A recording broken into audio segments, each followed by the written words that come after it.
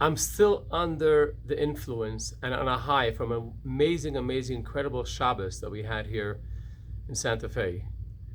It was a Shabbos of the Rebbe's yard site, 28 years, and we brought on a speaker, Rabbi Velva Butman, who shared stories of courage, of faith, of love, of dedication, really inspiring stories for hours and hours, and really had an amazing, uplifting time.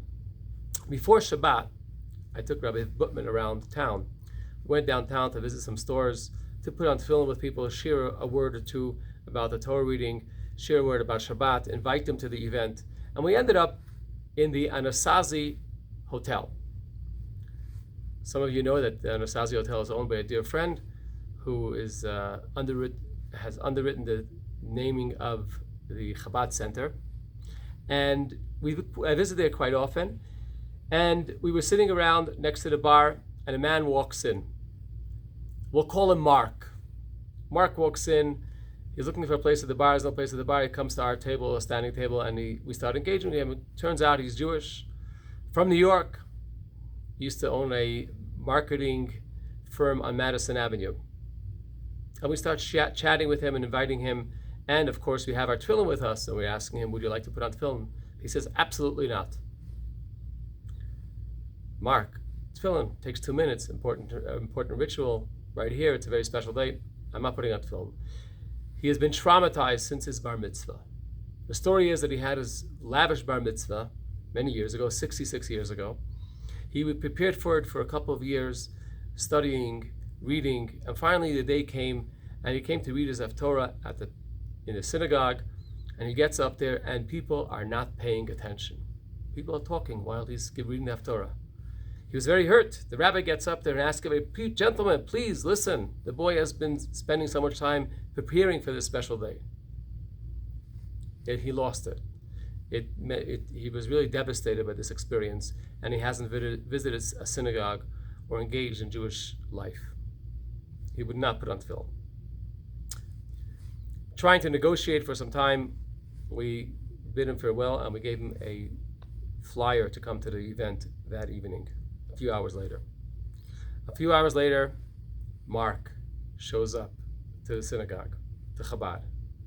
I was pleasantly surprised. It was beautiful. He came in. As they were preparing for the evening prayers, I asked others if they want to put on tefillin. They were putting on tefillin. I said, perhaps in this environment, would you like to put on tefillin? He says, nope, still not putting on tefillin. The evening, we had songs, a beautiful dinner, a great dinner. And Mark really opened up, and he really enjoyed it. He heard the stories from the rabbi and inspiration, connected with people, and it really meant a lot to him. And towards the end of the evening, he says, I'm really excited that I came. I'm very happy I came here. We're like brothers. I feel the energy. I'm so happy I came here. After Shabbat, I received a text from Mark. Dear rabbis, dear my brothers, I can't tell you what transpired over this Shabbat. I am a transformed person. I really have overcome my difficulties, and I would like to put on tefillin. When could I put on tefillin? We had been traveling already back to New York to visit the Rebbe's resting place. We were inspired by that amazing story. When I came back on Monday, I met Mark, and we put on tefillin, and Mark was visibly moved, and he made a commitment to engaging more, getting involved with the helping of the community, and he was really uplifted.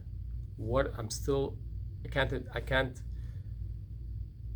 come down from this beautiful story of touching another person. When you're sincere, committed, every Jewish soul is waiting to be sparked, waiting to be lit, a candle waiting to be lit, to be kindled. All we have to do is reach out with sincerity, ask, don't give up so fast, enjoy, involve, do it with love, and you'll light their candle.